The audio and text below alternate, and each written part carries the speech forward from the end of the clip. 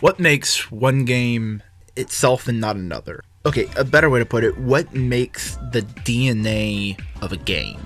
So what makes Devil May Cry different from Bayonetta, or Nier Automata, or Metal Gear Solid Rising, Revengeance, or even Wonderful 101?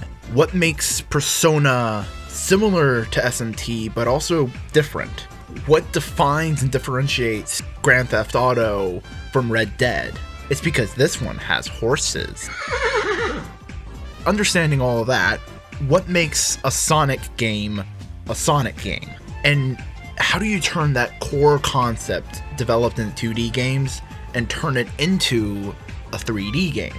Now, the quality and love for the 3D games is kind of all up to the individual person, but many people will say that the 3D games have fallen flat or haven't quite reached all that they could be. And tons of people have been doing biopsy videos on the franchise in order to figure out what that secret formula was. How was it that classic Sonic 1, 2, 3 and Knuckles, CD, and now Mania were able to get it so right, but the 3D titles just haven't? The one I really like, the one I personally think is the most correct, is the video series by Shay May called Sonic Spitball.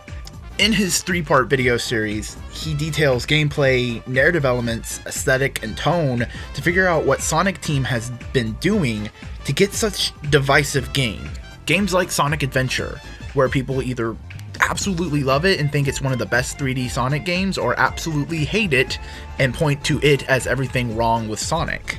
Shay May's conclusion from the video series is that ultimately Sonic suffered from a lack of focus. That Sonic Team spitballed ideas in order to change Sonic, add more to the gameplay and whatnot, instead of just refining the ideas that they already had.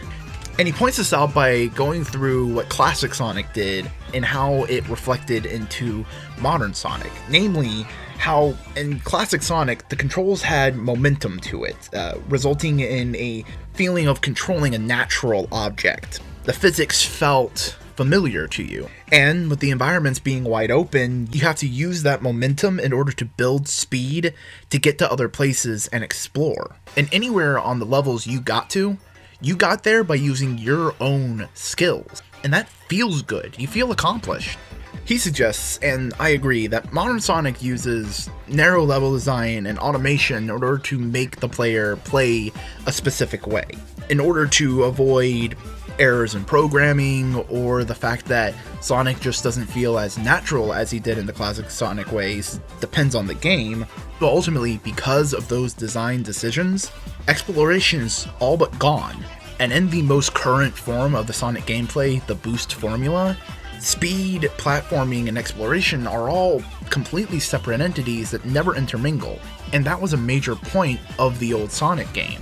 The spitballing just didn't affect the gameplay, it affected the narrative tone, going from lighthearted action-adventure romps to early 2000s angst, Final Fantasy, to hell, even a post-apocalyptic war. I think that feels like what they were trying to go with.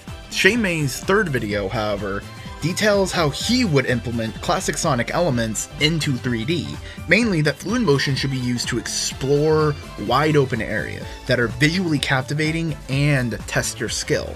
Honestly, just check out his entire series, it is excellent and wonderful, and link is in the card. While watching his description of what he would do with a 3D Sonic game, I got excited. What he suggested made me want to play the game, it made me want to see this in reality. But the more I thought about it, I realized I've already played a game very similar to this.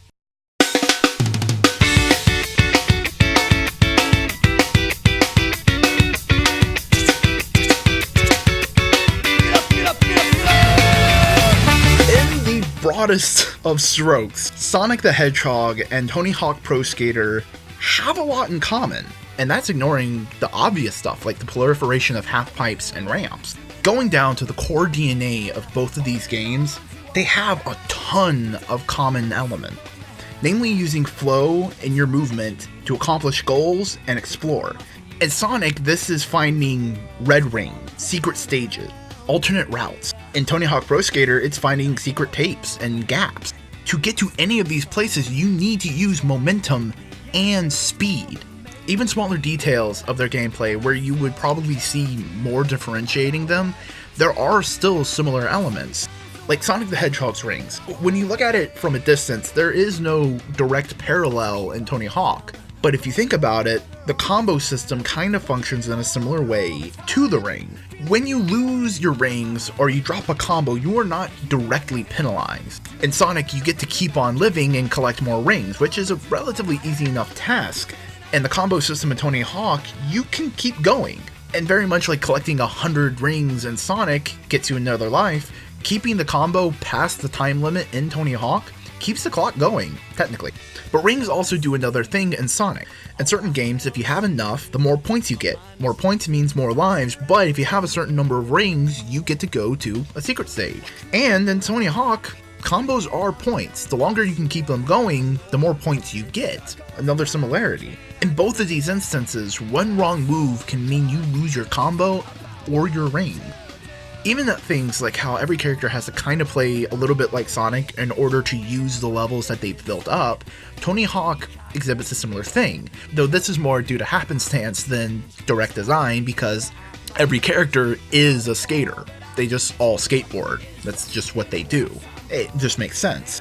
And environments in Tony Hawk Pro Skater are big, wide open areas that encourage exploration, very much like classic Sonic levels. And on environments, Shane May brings up how Sonic's worlds feel lived in and have interesting elements to kind of give them a life of their own. Sonic worlds have an intricate history of ruins and state-of-the-art cities that just engage your curiosity. Tony Hawk Pro Skater doesn't have something to that level, but it has its own environmental imagination by replicating real-world environments as areas, giving you, the player, a taste of those places. And hell, they give you a taste of skater culture, something I definitely wasn't really a part of. And in that regard, skater culture itself is kind of similar to Sonic's attitude in the early Genesis game. A feeling of attitude and fighting authority, and just a confident, cool demeanor.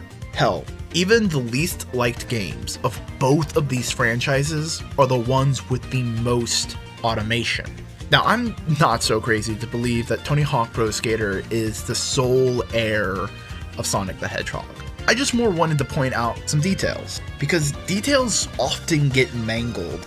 Because sometimes it's nice to step back and learn from others that are doing similar things. So why couldn't Sonic the Hedgehog take elements from Tony Hawk Pro Skater? Personally, I think a lot of elements in Tony Hawk could do wonders for the play structure of Sonic the Hedgehog. Namely, secret tapes could be art that you find strewn about the levels that you can just collect, and that'd be a fun bonus for people. Finding gaps could really encourage exploration and people memorizing the levels.